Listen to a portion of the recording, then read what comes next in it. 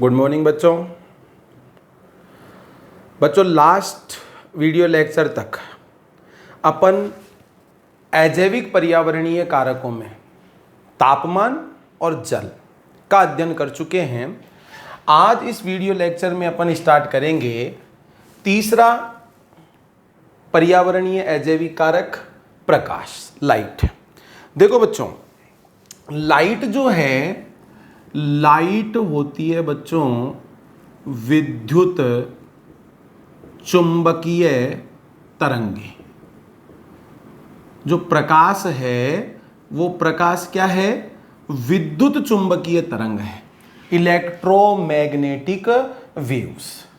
अब इन विद्युत चुंबकीय तरंगों का अगर अपन देखते हैं स्पेक्ट्रम, क्या देखते हैं बच्चों? स्पेक्ट्रम देखते हैं तो 8 प्रकार की इसमें क्या देखने को मिलती है? अपने को विकिरण देखने को मिलती है। 8 टाइप की इसमें रेडिएशन या विकिरण अपने को देखने को मिलती है। एक बार समझो, जैसे एक्स रेज हैं, गामा रेज हैं, कॉस्मिक रेज हैं, UV rays, ultraviolet, visible, infrared, electric and radio. ठीक है, तो ये रेडिएशंस अपने को विद्युत चुंबकीय तरंगों में देखने को मिलती है। अब जीवों के लिए अपन इसके जिस स्पेक्ट्रमी घटक की बात करते हैं वो है बच्चों विजिबल लाइट। आपने फोटोसिंथेसिस में पढ़ा भी होगा, जो विजिबल लाइट होती है उसका अगर अपन स्पेक्ट्रम देखते हैं, ठीक है, तो 390 नैनोमीटर से लेकर 760 नैनोमीटर तक ये जो स्पेक्ट्रम है ये बच्चों किसका है? विजिबल लाइट का, है ना।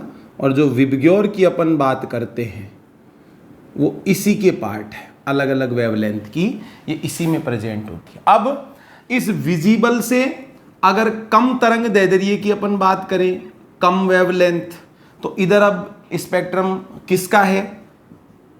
UV rays. आ रही बात समझ में? और अगर इस विजिबल लाइट से अपन ज्यादा वेवलेंथ की बात करते हैं, ठीक है, तो फिर इधर स्पेक्ट्रम किसका है बच्चों? इंफ्रारेड या तापीय तरंग, अवरक्त प्रकाश। क्लियर? ये जो पोर्शन होता है इलेक्ट्रोमैग्नेटिक वेव्स का, यही बच्चों लाइट है। ये विजिबल लाइट जो अपने को आसपास दिखती है, फोटोसिंथेसिस में काम में आती है। अब आप ध्यान से समझोगे, प्रकाश की स्पेक्ट्रमी गुणवत्ता, प्रकाश की स्पेक्ट्रमी गुणवत्ता, स्पेक्ट्रल क्वालिटी होती है, वो भी बच्चों काफी महत्वपूर्ण होती है। अगर अपन बात करते हैं यूवी रेज, तो यूवी रेज जो होती है ये बच्चों कई जीवों के लिए क्या होती है? नुकसानदायक होती है। ऐसे मान लो ज्यादातर के लिए नुकसानदायक ही होती है, कुछ एक इसमें अपना फायदा भी उठा लेते हैं, वो भी अपन आगे देखेंगे। अगर यूवी रेज की अपन बात करें तो विजिबल है, तो विजिबल से पहले ये स्पेक्ट्रम किसका है? यूवी रेज का। देखो यूवी रेज भी अलग अलग प्रकार की होती है, अल्ट्रावायलेट रेज सी, यूवी रेज सी, यूवी रेज बी और यूवी रेज ए। ठीक है, इसकी वेवलेंथ अगर अपन देखते हैं तो 100 से 280 नैनोमीटर। ठीक है, यूवी बी की अगर अपन रेंज देखते हैं 280 से 320 नैनोमीटर, और यूवी ए की अगर अपन रेंज देखते हैं तो 320 से लेके अप्रोक्स 400 नैनोमीटर।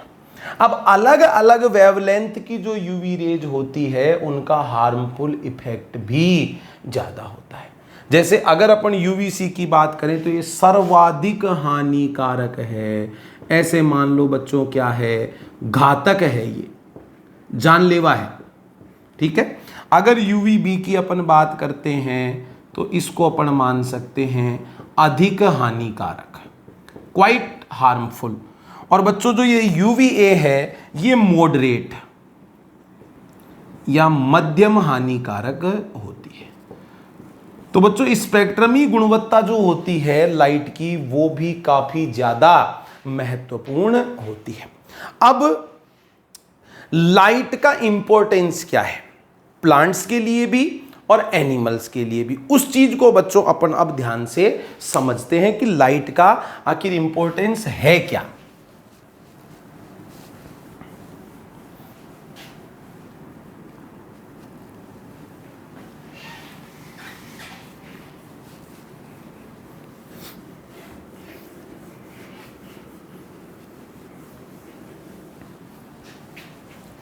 देखो बच्चों, फर्स्ट ऑफ ऑल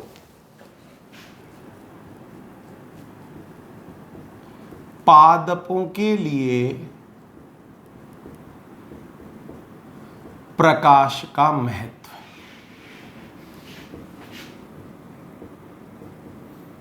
पादपों के लिए प्रकाश का महत्व, importance of light for plants. दो चीजें अपने को यहां पर बतानी है। नंबर एक, प्रकाश संश्लेषण। भाई अपन जानते हैं पादप उत्पादक होते हैं और सूर्य के प्रकाश की उपस्थिति में कार्बन डाइऑक्साइड और जल की सहायता से जो हरे पादप होते हैं वो कार्बनिक पदार्थों का संश्लेषण करते हैं। इसका मतलब प्रकाश संश्लेषण के लिए लाइट इंपॉर्टेंट है। क्यों? क्योंकि प्रकाश की अनुपस्थिति में वो काम हो ही नहीं सकता है। और दूसरा जो इंपॉर्टेंस है पादपों के लिए, वो बच्चों दूसरा इंपॉर्टेंस है पुष्पन हेतु।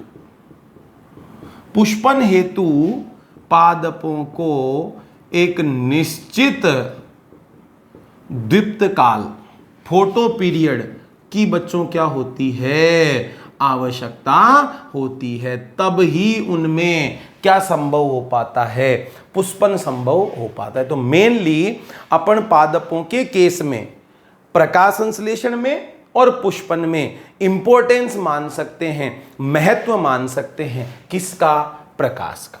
दूसरी चीज देखो बच्चों,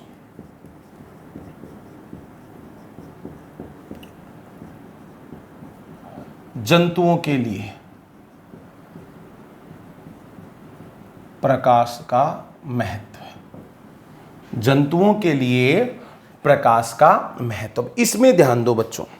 अगर एनिमल्स की अपन बात करते हैं तो ध्यान दो बच्चों कैसे कैसे काम में लेते हैं ये प्रकाश। लाइट, लाइट में प्रकाश में होने वाले दैनिक और मौसमी परिवर्तन, भाई रोजाना सुबह शाम दोपहर, वैसे लाइट की अगर अपन बात करते हैं तीव्रता और लाइट की अवधि, इंटेंसिटी और ड्यूरेशन, तो प्रकाश की तीव्रता व अवधि में होने वाले दैनिक और मौसमी परिवर्तनों को ध्यान देंगे बच्चों। जो जानवर होते हैं वो अपने चारे की खोज, ठीक है, जनन,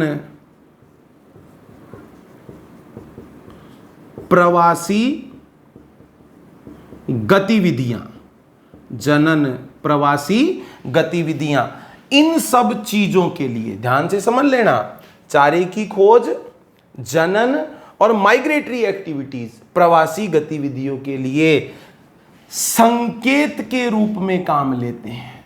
संकेत, सिग्नल के रूप में यूज लेते हैं। किस चीज को? प्रकाश की तीव्रता और उसकी अवधि में होने वाले दैनिक व मौसमी परिवर्तनों को। भाई उनके पास में कोई घड़ी थोड़ी है, अपन जैसे सुबह हो गई, दोपहर हो गई, शाम हो गई, टाइम देख के इतने बजे यहाँ जाना है, वहाँ से वापस लौट के आना है, तो वो तो लाइट की इंटेंसिटी से, अब प्रकाश तेज है, अब प्रकाश कम है, फिर वापस कम है, चारे की खोज में जाना है, लौट कर आना है, किस मौसम में कैसा प्रकाश रहता है, वो उसी को संकेत के रूप में काम में लेकर जनन करते हैं, या उसी को संकेत के रूप में काम में लेकर अपनी प्रवासी गतिविधियों को वो काम में प्रवासी गतिविधियां वो कर पाते हैं। क्लियर? अब देखो बच्चों, ये तो चलो बात हो गई लाइट की, है ना, एनिमल के केस में। अब जैसे मान लो अगर अपन देखें कि साहब गहरा कोई महासागर है, कोई गहरा समुद्र है, या अपन मान लो बात करें 500 मीटर से अधिक की गहराई में, गहन महासागरों में 500 मीटर से अधिक गहराई में नीचे जो वातावरण होता है वो निरंतर अंधकार में होता है, वहां पर बिल्कुल भी लाइट अवेलेबल नहीं होती है। मतलब इतनी गहराई में रहने वालों को तो पता भी नहीं है कि सूर्य जैसा कोई प्रकाश का खगोलीय पिंड भी है क्या। क्यों? क्योंकि वहां पर तो परमानेंट अंधेरा रहता है। अब उनका काम तो लाइट से चल रहा नहीं है, नहीं तो उनके लिए फिर बच्चों ऊर्जा का जो स्रोत होता है ना, वो ऐसे सड़े गले मृत कार्बनिक पदार्थ होते हैं। भाई प्रकाश और तापमान ये दोनों चीजें इंटर रिलेटेड है, किससे? सूर्य से। अब उनके पास में कोई ऐसे सूर्य जैसा ऊर्जा का स्रोत है ही नहीं, क्योंकि वहां तक तो सूर्य की लाइट पहुंच रही नहीं है, तो वो उनका काम फिर किससे चलेगा? मृत कार्बनिक पदार्थों से उनका काम चलेगा। आगे बात समझ में? ऐसे ही अगर पादपों के लिए अपन देखें गहराई में, तो ध्यान से समझना बच्चों इस चीज को। दृश्य प्रकाश के सभी घटक भिन्न भिन्न गहराई में उपस्थित जलीय पादपों को उपलब्ध नहीं हो पाते हैं। भाई इनकी अपन बात करें, अभी जैसे आपने विजिबल लाइट में देखा है विबग्योर, तो इनकी सबकी वेवलेंथ क्या होती है? अलग अलग होती है। अब जैसी वेवलेंथ होगी उसी के अकॉर्डिंग भेदन क्षमता होगी। कम वेवलेंथ वाली जो लाइट होती है, भाई इधर अपन बात करें जैसे वॉयलेट है, तो इसकी वेवलेंथ क्या है? कम है। वेवलेंथ कम होगी, एनर्जी ज्यादा होगी, तो बच्चों भेदन क्षमता भी क्या होगी? ज्यादा होगी। इधर बात करें तो बच्चों वेवलेंथ क्या है? ज्यादा। वेवलेंथ ज्यादा है तो एनर्जी क्या होगी? कम होगी। और एनर्जी अगर कम होगी तो बच्चों फिर पेनिट्रेशन कैपेसिटी या भेदन क्षमता भी क्या होगी? कम होगी। मतलब कम वेवलेंथ वाली जो लाइट होती है वो गहरे समुद्र में, झील में ज्यादा गहराई तक जा सकती है। अब अपने एनसीईआरटी में क्वेश्चन पूछा गया है, क्या समुद्रवासी लाल, हरे व भूरे शैवालों में से सर्वाधिक गहराई में किनके मिलने की संभावना है और क्यों? भाई सबसे ज्यादा गहराई में कौन से शैवाल मिलेंगे और क्यों मिलेंगे? बच्चों इसका कनेक्शन अपन इससे देखेंगे। सबसे ज्यादा गहराई में मिलेंगे कौन? लाल शैवाल। सबसे ज्यादा गहराई में कौन मिलेंगे? लाल शैवाल। अब लाल शैवालों का लाल रंग आप जानते हो बच्चों किस वर्ण की वजह से है? R phycoerythrin. R phycoerythrin. अब अगर अपन गहराई की बात करते थे, ऐसे इमेजिन कर लो, ये माना कोई वाटर बॉडी है, ये ऐसे मान लो, तो बच्चों ये दृश्य प्रकाश के जो घटक होंगे वो तो ऐसे ही तो अरेंज होंगे। भाई इसकी वेवलेंथ क्या है? कम है, और इधर वेवलेंथ क्या है? ज्यादा है। तो कम वेवलेंथ होगी तो ज्यादा गहराई में जाएगा, ज्यादा वेवलेंथ होगी तो कम गहराई में जाएगा। कंसेप्ट मैंने आपको बता दिया ना। अब देखो बच्चों, यहां पर अब इनके पास में है ये आर फाइकोइरिथ्रीन वर्णक। इस वर्णक की वजह से ये बैंगनी व पराबैंगनी प्रकाश को क्या कर लेते हैं, ये अवशोषित कर लेते हैं। भाई अगर इस विजिबल लाइट में से देखा जाए तो ज्यादा गहराई में तो कौन जाएगा, ये वॉयलेट ही तो जाएगा। अरे आगे बात। और इससे कम फिर अगर अपन वेवलेंथ देखें तो किसकी है, यूवी रेज की। इसका मतलब दृश्य की तुलना में ज्यादा गहराई में क्या जा रही है, यूवी रेज। और ये आर फाइकोइरिथ्रीन की वजह से किसको एब्जॉर्ब कर सकते हैं, यूवी रेज को भी। उनको भी काम में लेकर वो अपना फोटोसिंथेसिस कर लेंगे। तो इस क्वेश्चन का आपको आंसर मिल गया। आपको आंसर देना है कि सबसे ज्यादा गहराई में लाल शैवाल पाए जाएंगे और उसका कारण आप क्या बताओगे, उनमें आर फाइकोइरिथ्रीन वर्णक प्रेजेंट होता है, जिसके कारण वो अल्ट्रावायलेट रेज को भी काम में लेकर और फोटोसिंथेसिस कर लेते हैं। क्लियर। ये बच्चों प्लांट्स के लिए और एनिमल्स के लिए हो गया प्रकाश का महत्व। अब देखो, अगर अपन बात करें जलीय जीवन में, जलीय जीवन में बच्चों प्रकाश की उपलब्धता का बहुत ज्यादा महत्व है। क्यों? क्योंकि स्थलीय आवासों से अगर तुलना करें, भाई स्थलीय आवासों से अगर अपन तुलना करते हैं तो जलीय आवासों में प्रकाश की उपलब्धता कम होती है। मतलब वहां पर जो प्रकाश होता है वो सीमाकारी कारक बन जाता है, लिमिटिंग फैक्टर का काम करता है। क्लियर। तो जलीय जीवन में प्रकाश की उपलब्धता उनकी उत्पादकता से निकटतः संबंधित होती है। ज्यादा गहराई में जहां पर प्रकाश नहीं पहुंच रहा है ना, तो वहां पर तो बच्चों उत्पादकों के मिलने का कोई काम ही नहीं है। वहां पर तो केवल उपभोक्ता ही मिलेंगे, जो कि सड़े गले मृत कार्बनिक पदार्थों से अपना काम चला लेते हैं। तो एक वाटर बॉडी में, किसी जलाशय में, या कोई मान लो गहरी झील होती है, कोई गहरा महासागर होता है, उसमें अलग अलग प्रकाश क्षेत्र होते हैं। तो झील में, गहरी झील में, महासागर में कौन कौन से प्रकाश क्षेत्र होते हैं उनकी बात अपन कर लेते हैं।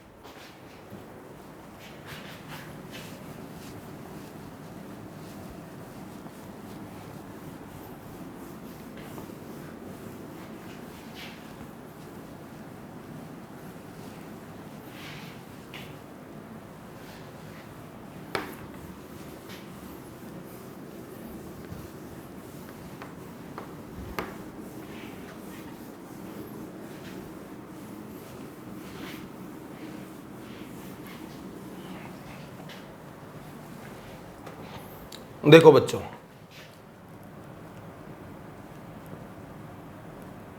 झील में प्रकाश क्षेत्र,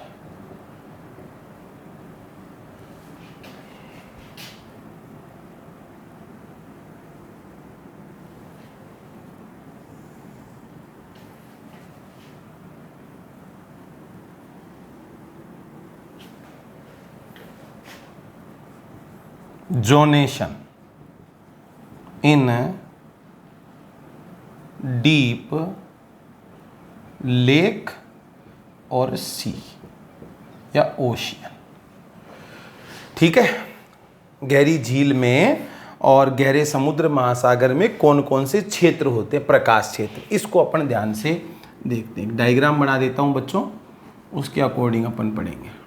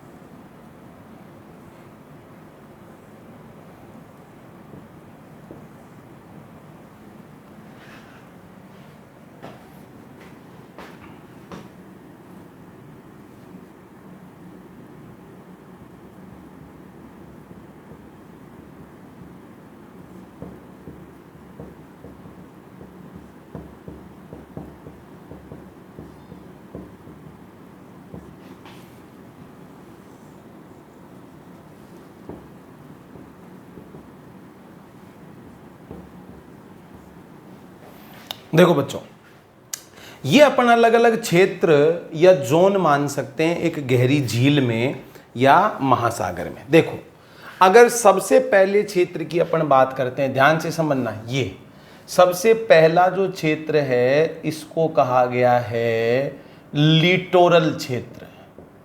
इसको क्या कहा गया है बच्चों? लिटोरल क्षेत्र। और ये जो लिटोरल क्षेत्र होता है ये बच्चों कम गहरा या उथला, कम गहरा या उथला तटीय क्षेत्र होता है। कम गहरा या उथला क्या होता है? ये तटीय क्षेत्र होता है जिसकी सतह से, ये यहां सतह से लेकर और इस क्षेत्र के पैंदे तक, यहां तक सतह से पैंदे तक प्रकाश क्या रहता है? उपलब्ध रहता है। और इस क्षेत्र में जड़ युक्त क्या पाए जाएंगे? पादप पाए जाएंगे। ये तो बात हो गई बच्चों कौन से क्षेत्र की? लिटोरल क्षेत्र की। भाई अभी जैसे मान लो ऐसे कोई गहरा महासागर या कोई ऐसी झील है तो बिल्कुल किनारे वाला कम गहरा जो क्षेत्र होता है उसको अपन बोलते हैं बच्चों लिटोरल क्षेत्र। अब आगे बढ़ो, ये इतना पूरा का पूरा, ये पूरा ऐसे बड़ा सारा खुला और ऐसे ज्यादा गहरा जो क्षेत्र है इसको बोलते हैं बच्चों लिम्नेटिक क्षेत्र या फोटिक जोन। तो दूसरा देखो, लिम्नेटिक क्षेत्र खुला, अधिक गहरा जो क्षेत्र होता है, खुला अधिक गहरा जो क्षेत्र होता है वो बच्चों क्या होता है? लिम्नेटिक क्षेत्र होता है। ठीक है। अब इसमें प्रकाश की उपलब्धता कैसी है? अब इसमें प्रकाश की उपलब्धता कैसी? तो इसके फिर अलग अलग भाग बताए गए। इधर देखो, नंबर 1 इसमें लिम्नेटिक क्षेत्र में यूफोटिक क्षेत्र, यूफोटिक क्षेत्र। अब लाइट तो इसमें अवेलेबल है यूफोटिक क्षेत्र में, तो ध्यान देंगे बच्चों यूफोटिक क्षेत्र किसको माना जाएगा? अच्छी तरह से समझना, यूफोटिक क्षेत्र में जो प्रकाश होता है वो प्रकाश कंपनसेशन पॉइंट या संतुलन बिंदु से ज्यादा मिलता है। प्रकाश जो होता है वो कंपनसेशन पॉइंट या संतुलन बिंदु से ज्यादा मिलता है, पर्याप्त मात्रा में यहां पर प्रकाश उपलब्ध रहता है। तो ध्यान देंगे बच्चों, उत्पादकों व उपभोक्ताओं की अच्छी ग्रोथ होती है, खूब बढ़िया ग्रोथ करते हैं यहां पर उत्पादक भी और उपभोक्ता भी। क्लियर? फिर इसके नीचे का जो क्षेत्र अपन ये देखें डिस्फोटिक, ये भी फोटिक जोन है। प्रकाश तो यहां पर मिल रहा है लेकिन बच्चों वो प्रकाश जो मिलेगा वो कम मिलेगा। तो दूसरे की अगर अपन बात करें डिस्फोटिक क्षेत्र, डिस्फोटिक क्षेत्र में जो प्रकाश होता है वो संतुलन बिंदु से कम पहुंचता है। जो प्रकाश होता है वो संतुलन बिंदु से कम पहुंचता है। प्रकाश तो पहुंचता है लेकिन संतुलन बिंदु से कम पहुंचता है। उत्पादक व उपभोक्ता दोनों प्रेजेंट, बट ज्यादा फलते फूलते नहीं है, बहुत ज्यादा ये ग्रोथ नहीं कर पाते। तो ये जो जोन है ना, यूफोटिक जोन और डिस्फोटिक जोन, ये बच्चों फोटिक जोन है, प्रकाश क्षेत्र है। पानी की स्वच्छता के आधार पर 20 से 40 मीटर की गहराई तक का अपन ये मान सकते हैं कि कहां पर प्रकाश संतुलन बिंदु से ज्यादा है और कहां पर प्रकाश संतुलन बिंदु से कम है। अब ध्यान देंगे बच्चों, ये तो दोनों पोर्शन हो गए फोटिक जोन के, मतलब इस भाग में तो लाइट अवेलेबल है। ये है बच्चों बेंथिक जोन, नितलस्थ, ये ऐसे मान लो एकदम तल वाला ये क्षेत्र है। तो तीसरा जो अपन यहां पर पढ़ेंगे प्रोफंडल, तो प्रोफंडल क्षेत्र बच्चों किस किस के बीच में है? फोटिक क्षेत्र व बेंथिक, बेंथिक की अपन बात करेंगे तल की।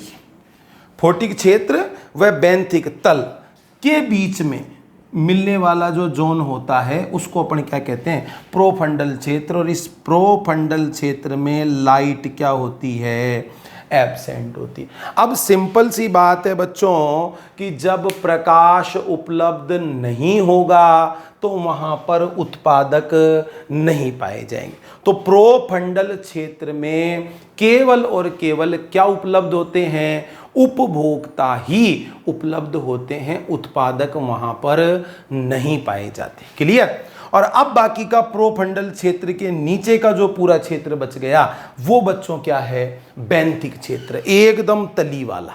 ठीक है। एक देखो यहां पर देखेंगे, ऑक्सीजन की अगर बात कर लो, प्रकाश की अगर बात कर लो, पोषक पदार्थों की अपन बात करें तो बच्चों सतह से लेकर और गहराई की ओर इनकी मात्रा रेगुलर क्या होती चली जाती है, घटती चली जाती है। जो ये नितलस क्षेत्र होता है ना, ये बेंथिक जो क्षेत्र है, यहां पर ऐसे मान लो सड़े गले मृत कार्बनिक पदार्थ उपस्थित हो। भाई प्रकाश तो यहीं पर नहीं है, प्रोफंडल क्षेत्र में ही नहीं है प्रकाश, तो नीचे वाला क्षेत्र होगा, वहां पर सड़े गले मृत कार्बनिक पदार्थ होते हैं। ऐसे कुछ घोंगे मान लो हैं, या अपघटक सूक्ष्म जीव मान लो, कुछ एक मछलियां मान लो, वो ऐसे स्थान पर पाई जाती है। अदरवाइज और दूसरे कोई भी उत्पादक और उपभोक्ता वहां पर नहीं पाए जाते हैं। तो प्रकाश की उपलब्धता, अनुपलब्धता, कम ज्यादा मात्रा के आधार पर अपन एक गहरी झील या सागर में ये बच्चों प्रकाश क्षेत्र अपन बता सकते हैं। क्लियर।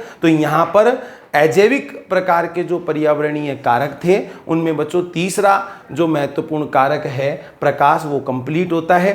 अब अपन बात करेंगे सोइल की, मृदा की।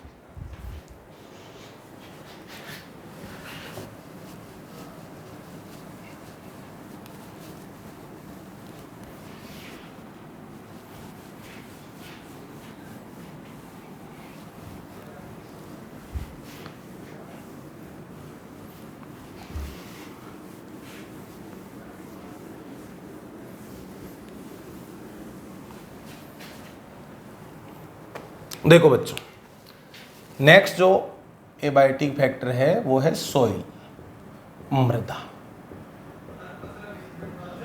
अब सबसे पहले तो ये सोइल क्या है, मृदा क्या है, तो अपने को बच्चों जो अर्थ क्रस्ट दिखती है, ऐसे ऊपर ऊपर अपने को पृथ्वी जैसे दिखाई देती है, तो उसमें ऊपर की ओर पाई जाने वाली अपक्षयित जो परत होती है, जिसमें अपक्षय प्रक्रम चलता है, ब्रेक डाउन चलता है, उसको अपन बोलते हैं सोइल। तो अपन क्या कह सकते हैं, भूपर्पटी, अर्थ क्रस्ट की ऊपरी अपक्षयित डिकेइंग जो परत होती है उसी को अपन क्या कहेंगे बच्चों, मृदा। अरे यार बात समझ भाई, अपने को जो ऐसे जमीन का भाग दिख रहा है, जमीन जो अपने को दिख रही है उसमें ऊपर ऊपर वाली जो अपक्षयित परत होती है उसको क्या कहा जाता है, मृदा कहा जाता है। अब ध्यान देंगे, अलग अलग स्थानों की मृदा की संरचना व गुणवत्ता क्या होती है, अलग अलग होती है। सभी स्थानों पर एक जैसी मृदा पाई जाए, उस मृदा की क्वालिटी सेम हो, ऐसा बिल्कुल भी नहीं होता। अलग अलग स्थानों की मृदा की गुणवत्ता में, संरचना में क्या हो सकता है बच्चों, अंतर हो सकता है। आप ध्यान देंगे, समझना अच्छी तरह से। मृदा का संगठन, मृदा का संगठन, मृदा के कणों का आकार, मृदा के कणों का पुंजन, एग्रीगेशन, ये कुछ गुण हैं, इन पर अच्छी तरह से ध्यान देना। मृदा का संगठन, मृदा के कणों का आकार, पुंजन, एग्रीगेशन, समूहन, इससे निर्धारण होता है किसका, एक तो मृदा का परकोलेशन, ठीक है, मृदा का परकोलेशन, या ऐसे मान लो अंतः स्त्रवण, उसमें से रिस रिस कर पानी धीरे जाएगा या तेज जाएगा। और दूसरी चीज है बच्चों मृदा की जल धारण क्षमता। मृदा की जल धारण क्षमता, भाई मिट्टी कितने पानी को होल्ड करेगी, कम को करेगी, ज्यादा को करेगी, कितने समय तक कर पाएगी, पानी रुकता है कि नहीं रुकता है? धीरे धीरे नीचे जाता है कि जल्दी से नीचे चला जाता है? ये जो चीजें होती है ये बच्चों इन पर डिपेंड करती है। मृदा का संगठन कैसा है, मृदा के कणों का आकार कैसा है, मृदा का पुंजन कैसा है, ये मिलकर इस चीज का निर्धारण करते हैं। अब देखो मृदा की गुणवत्ता कैसी होगी है, या मिट्टी कैसी होगी, जैसे पता है ना अलग अलग आवासों में मृदा की संरचना गुणवत्ता में अंतर होता है। ये कई सारी बातों पर निर्भर करता है। जलवायु परिस्थितियों पर भी निर्भर करता है। मृदा का विकास कैसे हुआ है, मिट्टी कैसे बनी है, वाहित है क्या, कहीं से वो मृदा बहकर आई है क्या, या फिर वो अवसादी है क्या, चट्टानों का ऐसे धीरे धीरे क्षरण हुआ हो उससे वो मिट्टी बनी हो। तो मृदा की जो गुणवत्ता होती है बच्चों कई चीज़ों पर ये गुणवत्ता निर्भर करती है। इसके अलावा अगर अपन बात करें, जैसे ध्यान दो बच्चों, मृदा में लवणों की मात्रा, पीएच, मृदा में लवणों की मात्रा है, जैसे पीएच है, पोषक पदार्थ हैं, ये सब मिलकर निर्धारण करते हैं किनका, वनस्पतियों का, कि साहब किस प्रकार की वनस्पति उस मृदा के अंदर ग्रो कर पाएगी, उग पाएगी। तो लवणों की मात्रा कैसी है, मृदा की पीएच कैसी है, पोषकों की उपलब्धता कैसी है, उन सब के आधार पर वनस्पतियों का निर्धारण होता है। साथ साथ स्थलाकृति है, स्थल की आकृति कैसी है, कोई पहाड़ी इलाका है, कोई मैदानी इलाका है, तो ये सब मिलकर बच्चों वनस्पति का निर्धारण करते हैं। और जिस प्रकार की वनस्पति पाई जाती है उस वनस्पति के अकॉर्डिंग ही वहाँ पर जंतु पाए जाएंगे। जैसी वनस्पति होगी उसी के अकॉर्डिंग वहां पर जंतु होंगे। सब प्रकार की वनस्पति सब जगह नहीं हो सकती, तो सब प्रकार के जंतु भी सभी जगह पर नहीं पाए जा सकते हैं। अब बच्चों मृदा से संबंधित कुछ और महत्वपूर्ण बातें हैं जो अपनी बुक में तो वैसे दी हुई नहीं है, एनसीईआरटी में जो पोर्शन था वो तो बच्चों मैंने आपको समझा दिया। अब कुछ एक्स्ट्रा जो है मृदा से संबंधित वो कहानी मैं आपको और बता देता हूं। देखो बच्चों, मृदा से संबंधित जो एक्स्ट्रा बातें हैं जो अपने एनसीईआरटी में मेंशन नहीं है फिर भी महत्वपूर्ण एक बार देखेंगे। मृदा का अध्ययन, स्टडी ऑफ सॉइल, मृदा के अध्ययन को कहते हैं बच्चों पेडोलॉजी, मृदा विज्ञान। मृदा का निर्माण, फॉर्मेशन, मृदा विन्यास है ना, बन रही कैसे है, वो जो मृदा का निर्माण होता है उसको बोलते हैं पेडोजेनेसिस या मृदा जनन। पेडोजेनेसिस या इसको अपन मृदा जनन भी बोल सकते हैं, मिट्टी का निर्माण। ठीक है। एग्रीकल्चर के लिए, खेती बाड़ी के लिए जो सबसे श्रेष्ठ मृदा मानी गई है वो कौन सी मानी गई है, दोमट या लोम। ये खेती बाड़ी के लिए बच्चों सबसे श्रेष्ठ मृदा मानी गई है। और एग्रीकल्चर के लिए जो सबसे श्रेष्ठतम पीएच बताई गई है मिट्टी की वो है 5.5 टू 6.5। मैं आपको पीछे ही बता चुका, ध्यान दो। अभी जैसे मान लो बात करें मृदा की पीएच कैसी है, मिट्टी में खनिजों की उपलब्धता कैसी है, और स्थलाकृति, उस स्थल की आकृति कैसी है, इन सब चीजों से बच्चों बहुत ज्यादा निर्धारण होता है उस आवास की, उस स्थान की वनस्पति का। क्लियर। तो खेती के लिए जो सबसे श्रेष्ठतम पीएच है वो 5.2 6.5 तक मानी गई है। अब देखो बच्चों, सॉइल का टेक्सचर अपन देखिए कि भाई जो मिट्टी का रूप निकलकर सामने आ रहा है कि साहब ये ऐसे प्रकार की मिट्टी है, वो किन किन टाइपों से या कैसे कैसे प्रकारों से मिलकर बनी हुई होती है। तो सबसे पहले अगर अपन बात करें तो सोइल का प्रकार है बच्चों रेतीली, सैंडी सॉइल, है ना, जानते भी हो आप, रेत या बालू, ढीली ढाली मृदा होती है, आपने खूब देखी भी होगी। तो रेतीली जो मिट्टी होती है उसमें 80% से भी ज्यादा क्या होती है, रेत होती है, बालू होती है उसके अंदर ना, सैंड 80% से भी ज्यादा।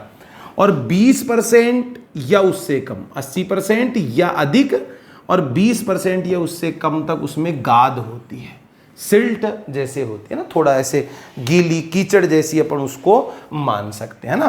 तो सैंडी सॉइल किसको माना जाएगा, जिसमें 80% या अधिक तो रेत हो, 20% या कम गाद सिल्ट हो। इसकी जल धारण क्षमता बहुत ही ज्यादा क्या होती है, कम होती है, वाटर होल्ड नहीं कर पाएगी, छिद्र युक्त होती है और ढीली ढाली होती है, जिसमें रासायनिक पोषक तत्व भी क्या होते हैं, कम होते हैं। अब सोच के देख लो, जल धारण क्षमता कम है, बड़े बड़े जैसे छिद्र है, पोषक पदार्थ नहीं है, पानी को होल्ड करके नहीं रख पा रही, तो फिर ऐसी मिट्टी खेती के लिए बहुत अच्छी नहीं मानी गई है। दूसरी देखो बच्चों, चिकनी क्ले। अब इसका संगठन कैसा है, इसमें 40 से लेके 50% तक तो क्या है, क्ले, चिकनी मिट्टी है ना, 50 से 60% तक इसमें होती है सिल्टी है, गाद, और थोड़ी बहुत रेत हो भी सकती है, नहीं भी हो सकती। क्लियर। जल धारण क्षमता इसकी क्या होती है, बहुत अधिक होती है, लंबे समय तक ये पानी को होल्ड करके रख सकती है। अत्यधिक इसमें केशिकीय छिद्र होते हैं, जो कैपिलरी पोर होते हैं, सूक्ष्म छिद्र है ना, रिस रिस के जिनमें से पानी जा सके, वो बहुत ज्यादा होते हैं। पोषक तत्व इसमें खूब अधिक होते हैं, लेकिन वातन, ऑक्सीजन की, वायु की क्या होती है, कमी होती है। तो ऐसे मान लो बहुत ज्यादा ये टाइट टाइप की मिट्टी हो जाएगी, एयर की कमी रह जाएगी, तो उस वजह से भी ये खेती बाड़ी के लिए बहुत ज्यादा अच्छी नहीं होती है।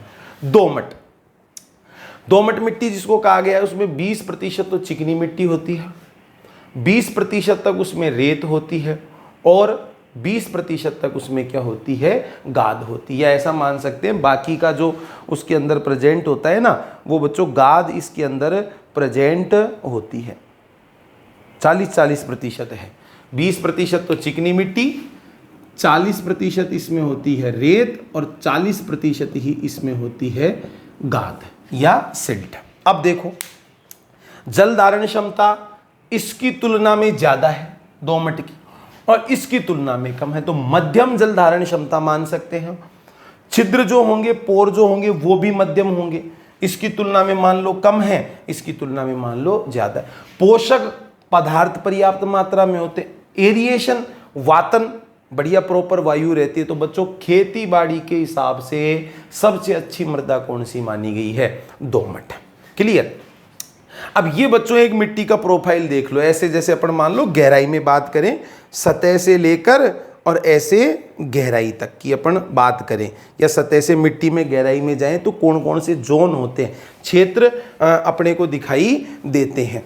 उनकी अगर अपन बात करते हैं तो इन जोन्स पर ध्यान दो बच्चों।